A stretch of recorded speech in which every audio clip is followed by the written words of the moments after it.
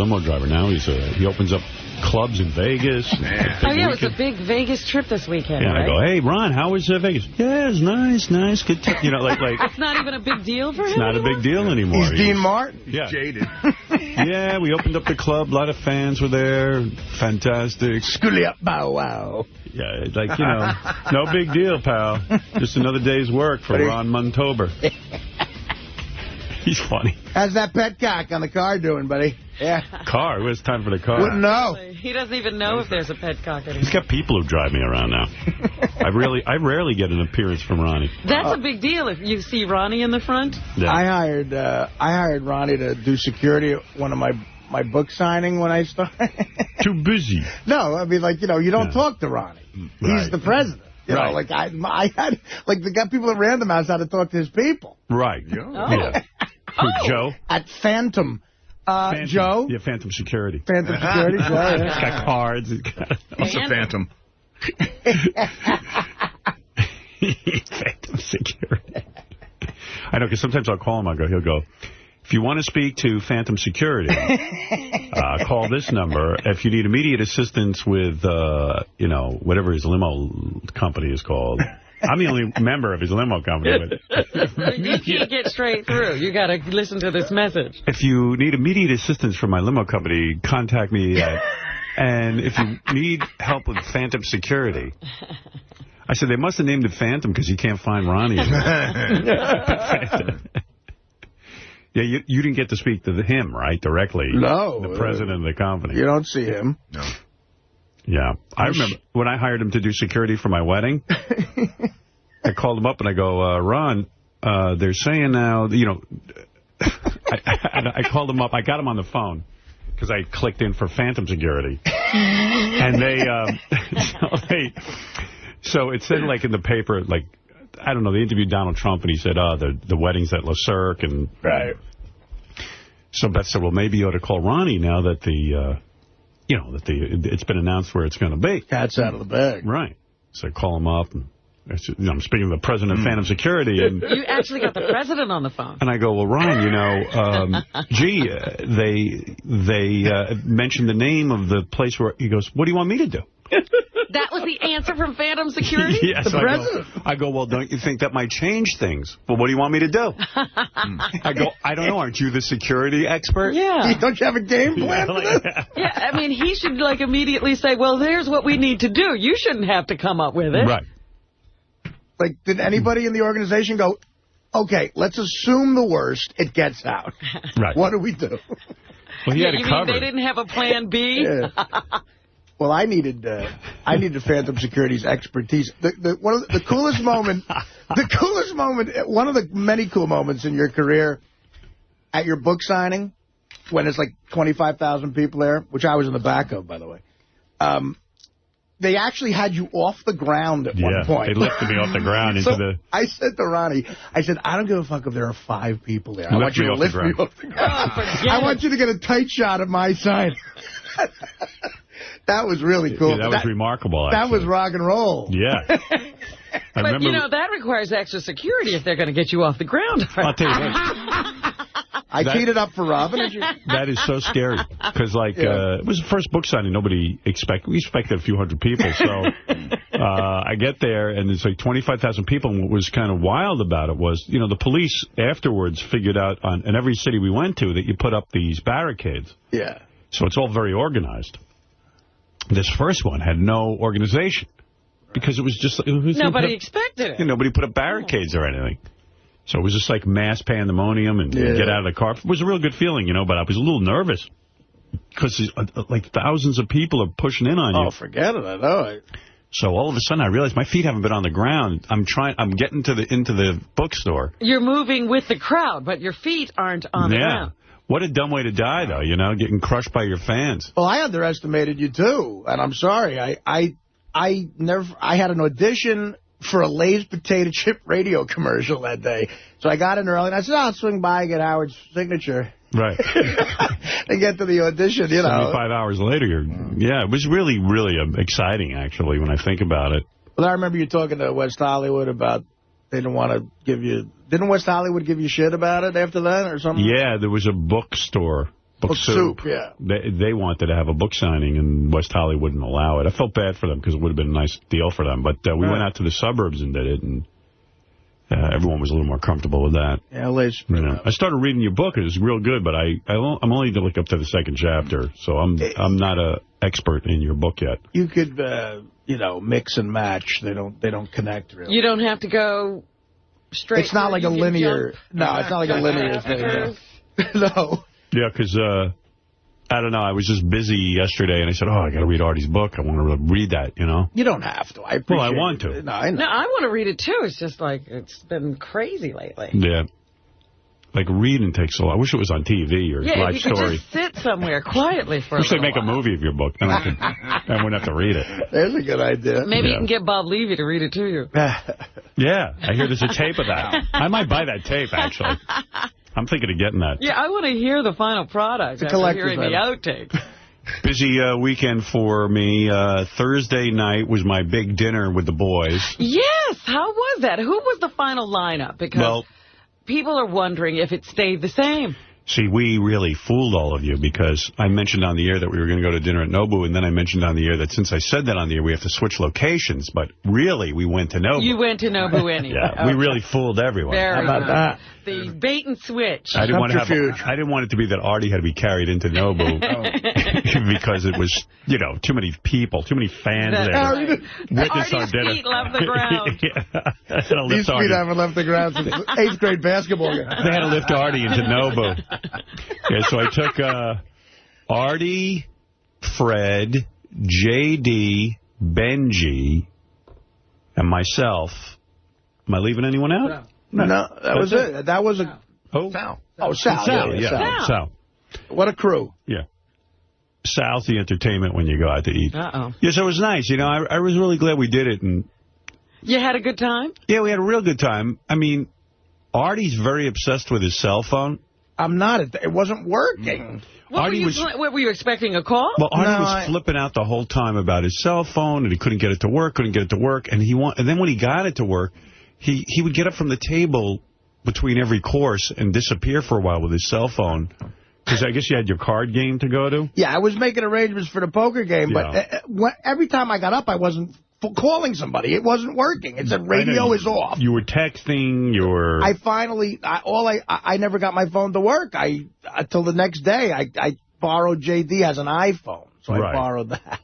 Yeah, he's got a new BlackBerry. We could, sometimes on your cell phone. Artie has a BlackBerry? Yeah, you know how sometimes on your cell phone it says radio off? Right. So I know on mine that I just program it to make a phone call and the radio comes back on, which makes it, so his thing wasn't enabled and we couldn't figure out how to enable it. And then he gives it to me and I go, I know how to do this. Let me handle this. And even I couldn't handle it. But anyway, eventually at some point he borrows JD's cell phone. Right. And I was kind of bummed out because Artie would get up every minute. No, it wasn't. And then I realized I said to myself, while Artie's busy getting up every minute, I'll talk to Benji. Because Benji sat next to me and JD sat on my other side. Well, this was a rare thing. You got there the latest. You're usually early. Well, I did that on purpose because I knew all you guys would be late, and you guys were all on time. We were on time. Yeah, so I showed up about 10 after 7 thinking, I don't want to be sitting there by myself. Right. So I came a little bit fashionably late.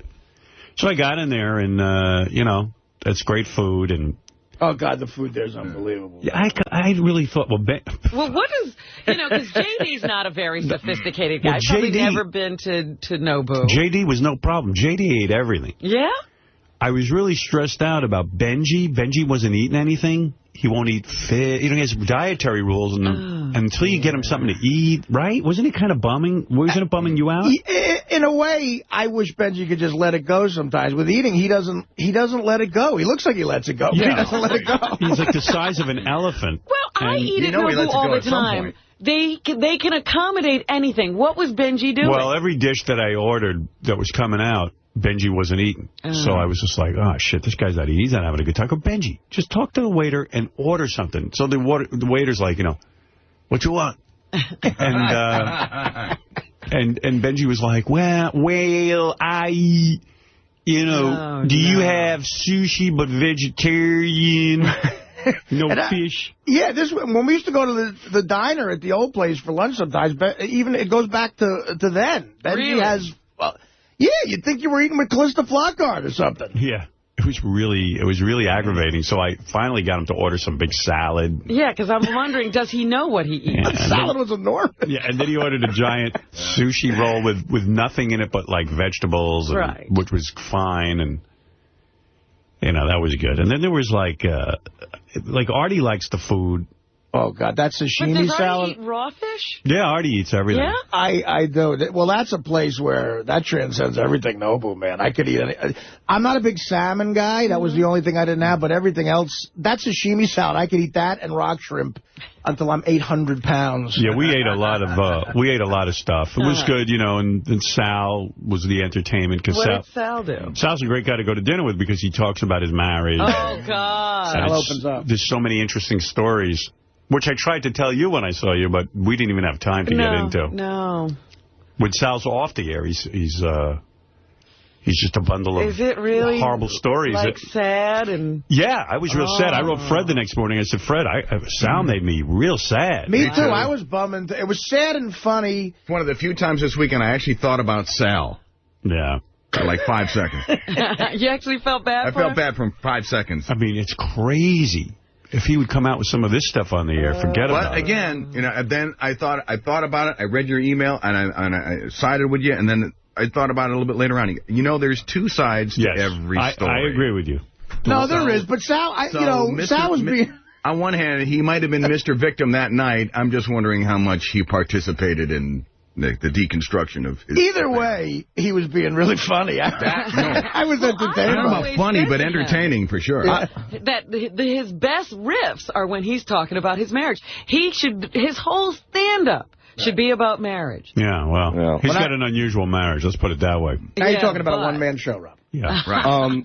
Thanks, guys. I don't want you to feel. I don't want you to feel bad. I'm glad you were entertained, but I certainly didn't want your pity. I just felt sad for you. Me too. You know, I guess I'm so caught up in it, I don't even realize that it's sad anymore. Really? Man, I don't see the sadness. It's horrible. It's not even. It's a train wreck. It's a train wreck, your life. Of mammoth proportions. I know every detail of your story now, and I wanted to tell Robin because I saw her at the Friars Roast for Matt Lauer. And, like, I needed to pull Robin aside and, like, sit her down and talk to her. I couldn't just... Yeah, you couldn't just spit this out quickly. Yeah, I said, Robin, this would take me 20 minutes, and we don't have it right now. Yeah, it's pretty heavy shit. Well, I remember, I thought back to Artie's party when you and your wife were in the jet boat, and I think she tried to kill you then, didn't she? Yeah, she tried to. Perfect way to do it in a jet boat. Yeah. It's an interesting dynamic. If Sal would die, she'd be so happy. She'd be happy. It's an interesting dynamic, though, this dinner, because it's funny how, like Howard, no matter what level you are in life, Howard desperately wants you to have a good time if he's throwing the party. Right. Yeah. It was kind of touching in a way that he was so worried that Benji was having fun. JD like, are you guys having a good time? Everything, eat, and then he always second guess. We should have went to an Italian restaurant. You guys having a good time? JD, and then I felt bad for JD, too, because JD really likes the food. JD doesn't talk a lot, but then when some topic would come up that we'd address him, he had a lot of information. Like, he's a very bright guy, actually. Wow. Like, he knew stuff, like, about film and about, like, a lot of topics. He was very, very intelligent. He's a big movie guy. Yeah, and it's just like, here's this geeky dude who's not even a bad-looking guy. It's just he's got this weird personality where he can't articulate anything. And I thought, wow. And all that knowledge is trapped inside. I said, no girl's going to take the time to get to know him. Because, it's just like, who's going to wait around? Yeah, I mean, it's an impossible task. You got to be good looking for a chick to get to know you. Right. Like, if you're KC good looking. You got to be Jared good looking. You're Jared good looking. Girls people will put up with anything to get to know you. Girls will love that you're quiet. They'll think, wow, he's so introspective. I really want to know what he's thinking. Yeah, they'll never think that the good looking guy is just a dumb fuck. But I was sitting right next to JD, and, he knows a lot of stuff. He's a nice guy. He's just very shy, and, he's awkward. So what did he talk about? I'm fascinated now. Well, just stuff would come up about film, and if we were talking about, he'd make a reference that was pretty articulate and intelligent. Wow. No examples. But yeah, I don't, I was drinking. I don't really know exactly what it was, but it sounded good at the time. Yeah, he wasn't all annoying and stuff, so he was pretty nice. Did he ever offer up a topic, or did he just respond? He never offers a topic. He never once says, hey, guys, what do you think of this? Like, he's not that kind of guy. Right. He's just socially awkward. Yeah, like, I don't like to rock the boat. So. He doesn't even like... You're not even on the boat. Yeah, right. You won't even get on. Do you rock the boat?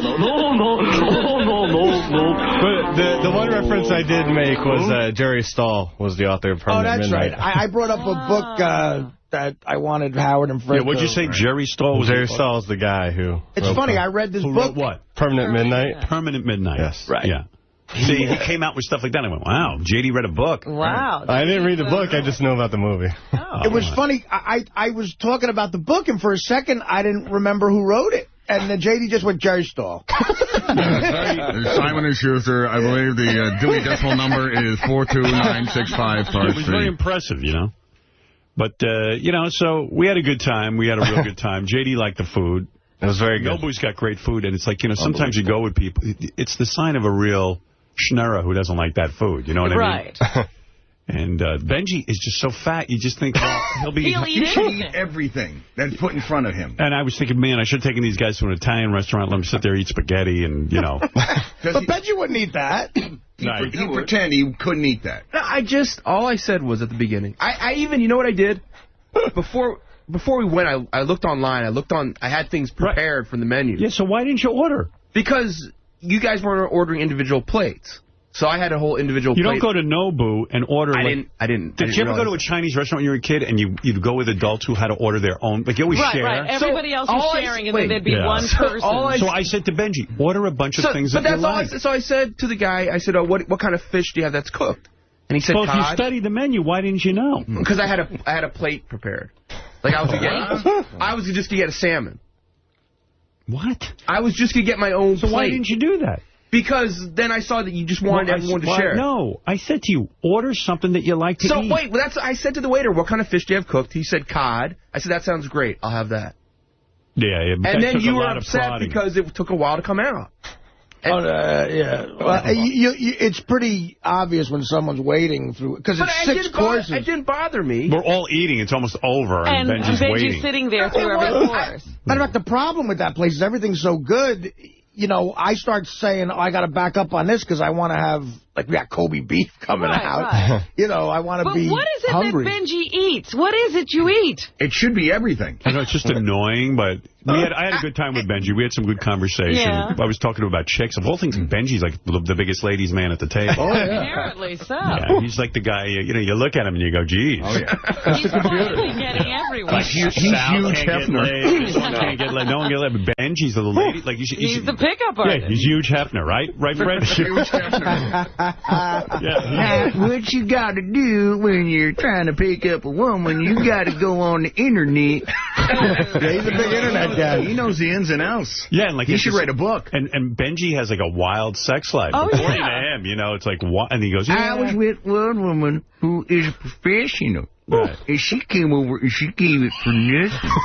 Right, why did she do that? Yeah, Benji. Because she liked my eyes. Benji never has to pay for sex. Even women who charge don't charge Benji. Wow. God, I got to start hanging around with Benji. The Mayflower madam had her. The woman who fucked the governor of New York had her. Well, Benji, how many women I wish you had her. Would you say you Sarah had a Palin? week? Not yet. How many women do you have a week? You got to go to dinner with him. Goes. You know, after Sal's horrible stories of marriage. Then you hear Benji. You hear Benji's great dating Now, life. if you were to hold up a picture of the two guys, who's the ladies' man? I wouldn't bet on this guy here. The ladies' man? I'd say him. The guy with the bad marriage. I think what I learned was Benji's biggest problem dating is that on these websites, he puts up the pictures of himself, and he's afraid they're too good looking because when the girls meet him, they're disappointed. Sometimes they can be disappointed. But other than that, there's no problem. Yeah, that's just a minor speed bump. And he fucks them. I mean, like, you know, he fucks everybody. How long does it take? I mean, do you just immediately fuck these people? They come over just to get fucked? Pretty much. I answered the door naked. Anyone that comes I'm over, not going to waste time getting undressed. Holy shit. He fucks like a madman. Benji, tell me, what kind of action per week? Should we mention the big red dildo? What? Oh, no. Hey, he went over some broad's joint with a big red dildo. Yeah, he got it out of the glom box. Well, you're not going to buy a big red dildo. I guess there's a box in the back. How many times a week you get laid? Seriously. It comes and goes. The last, week, none. What about this weekend? Did you get laid a bunch? No. Nothing. So after all that talk, nothing? Nope. See, the guys who talk the most. But the week before I did. I mean, you know. Yeah, it goes in spurts. My dildo was tired. What's the most amount of chicks you got in 1 week? I don't know. I mean, I'm sure it's... He can't even count. The numbers were so high you couldn't count. Who are you, Charlie Sheen? Yeah. He's as successful as High School Musical 3. He really is. So we had a good time Thursday night. That was a lot of fun. I think we wrapped up the whole thing by 9 o'clock. Well, I wish I hadn't found a fucking No, I thought it was like 10 or 11. I think it was more like 10, actually. 10 o'clock, yeah. I wish I hadn't found a cell phone at work to get my ride to the game because I lost $8,000. Oh, no. Oh, you know what? I saw you had the fever because you couldn't calm down about this card game. That's my new thing now. See, it's just like any other addiction. But while we're eating, Artie's consumed with the game and texting and getting and, phoning. And I was just like, poor and who Artie. Does he have to call? Is this a moving card No, game? I was arranging a ride to the game. Like, the whole dinner he was consumed, right? Would you say, like, and I it was said, like cell phones were going around like hot potato. Let me get your phone. Howard, let me try yours. Katie, give me this one. Sal, give me that. Anybody's phone. Then he would pick up my phone. He goes, how do you work this? Forget it. Katie, give me yours. I go, Artie, just push it. No, I don't got time for that. I got to call these guys now. We got to get to the game. And Howard's elbowing Benji to eat. Artie's got his arms flying like an octopus over cell phones. Well, I just, you know what it was? I started to bum out because I want Artie to be part of the conversation. Then I realized he's just in his own Artie thing. Right. So then I said, you know what? I'm not going to let I'm not going to get consumed with Artie's situation. I was very much in the conversation. Yeah, I know, but I said, let me concentrate. This is what I did for myself, I'm talking about. This is what goes on internally. I said, maybe I'll try talking to these other guys. Maybe. Artie was sort of your anchor. Yeah. He was your anchor. You were holding on to him like a life raft. Artie was supposed to be my co-host. And he bailed on these guys. I never heard that term. So he kind of bailed out. And bailed out. So, Fred and I held our own. Because sometimes when you're putting a table together, you think, all right, Artie will he'll take up some of the slack of keeping the conversation going. But he's busy with the cell phone. Yeah. Well, listen. And I turned to J.D. one morning. So, J.D., what's going on with you? Yeah. Oh, God. I don't know. Nothing. That's not enough specific information to give him. I said, so how's your social life? He's like, it's fine. So I go, anything going on? I got things going on. He does? Well, yeah, not really. I knew he was bullshitting. Because I guess Benji was over there, yentering it up about all his sexcapades. Right. Yeah, those were the two dominant. Benji's sexcapades were unbelievable, but you didn't need any anchor because what came out of Sal's mouth was just extraordinary. Now, see, everybody's left in suspense. Yeah, well, you're not going to hear this on the air, I'm pretty sure. Picture a Jerry Springer show. I gave Howard a little bit more round 3. Just a little more, yeah. So if she comes in for the lie detector, maybe, get a few things out of her. And then, so after I left the boys, did you guys go home, or did you guys go do... I know Artie went to play cards, but what did you guys do? Yeah, we went home. You went home? Benji, you went home? Or you go out? I went on J-Day. I made a pit stop with Benji, I forgot, and then we went home. Where'd you go? The pit stop? We stopped at headquarters just for a quick drink. I dropped them off. Real quick. I wasn't going to say that. Oh, sorry. Oh, you can't say that? I wasn't supposed just for a quick. It was literally in and out. Why can't you say that? We went to Prohibition, I thought. Oh, no, Playwright. Playwright, sorry. We stopped there, and then we went to headquarters. See, this is what Sal does to himself. But there was no fun money at Playwright. I don't understand. What's the controversy? What is what? Oh, nothing. I don't know. I think it's fine. Sal didn't want to say what he just said on the air. What? No, I didn't think it was that. I had to use the bathroom, so there was a nice bathroom there. Yeah. Who cares? Yeah, right. All I know is that, Howard, exactly. You were the most accommodating. I know, like, you say yourself, like, you're a narcissist, you're consumed with yourself, but you're the biggest pleaser I've ever seen in my life. Your eyes were going all over the place just to make sure everybody was happy. That's right. And Benji, it was kind of funny with you and Benji because it sounded like the way your parents were with you at the dinner table. You were more concerned about what Benji wanted. No, my parents could give a shit what I ate at dinner. Really? Yeah, what are you getting out of his stories? I was just concerned that Benji was sitting there while we were all stuffing our faces and the guy's not eating anything. You figure he's starving. It was just so funny that every 5 seconds, I was like, Benji, come on, what do you want? What can I do? Eat something, eat something. And then all of a sudden, in the middle of dinner, you turn your head, and it's like this big black toilet bowl full of lettuce sitting in front of Benji. It looks like the bowl that should be in the middle for everybody to eat. Right. Yeah. And then once you had that bowl there, like, you could tell Howard was genuinely happy. Yeah, like, because all right, the guy's eating at least. Right. I mean, I go, dude, order something. All right, good. Thank you, Sal. Thank you very much. Thank you. It was a nice time. So, I mean, but you must have been ordering some of the nicest dishes. He doesn't eat shrimp. He doesn't eat... Is that the way it is? There was nothing that Howard ordered that wasn't great. Unbelievable. Yeah, we ordered all good stuff. Oh, that rock shrimp and all that. Oh, it's unbelievable. And Fred, you know, when I first met Fred would only eat hot dogs, but now he eats all that stuff. Well, you know what? Contrary to, like, even Artie, I tried the salmon, and I loved it. And I'm not a salmon person at all. No, the food is amazing. It's like a Japanese Thanksgiving. Right. You know, but he didn't like the tuna. He didn't like anything. Did I don't eat raw fish. He doesn't eat it. He just won't even try it. And is this a religious thing? No. It kind of is, actually. He was explaining raw to fish? me. You were Not like raw something fish. about shellfish. No, shellfish, yeah, that stems from kosher. Right. But it's not, I don't have any kind of supernatural beliefs. That's just the way I grew up, and I kind of want to, I don't... You grew up kosher? Yeah. Oh, all right. Yeah, he's grossed out by pork. Like, really I know it's not logical, but I just, I could overcome it, but I don't want to. Right. Okay, good. It's working for you. You know what? I had a couple hours with Benji. It was fine. It was very nice. Sounds like a good dinner, actually. Yeah, he's a good guy. We had a good time. Sounds like a very good time was had by a lot of laughs. I went home, got to bed. I was happy. Friday, wake up. So my agent, Don, and...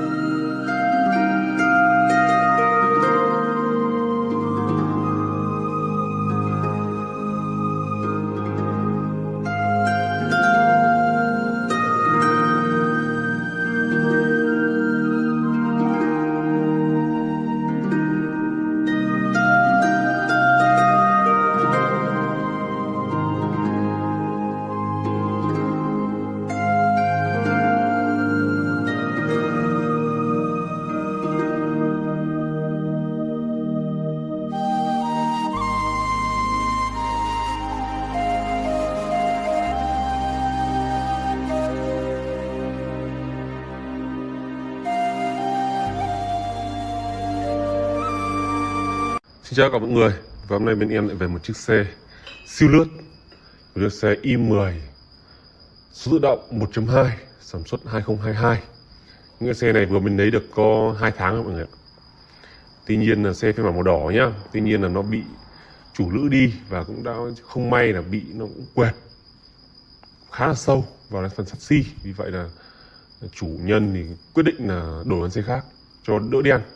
Lúc đầu mua con xe này thì cũng xác định là mua màu đỏ cho nó đỏ, nhưng mà nó đen thế này thì phải đổi con xe khác.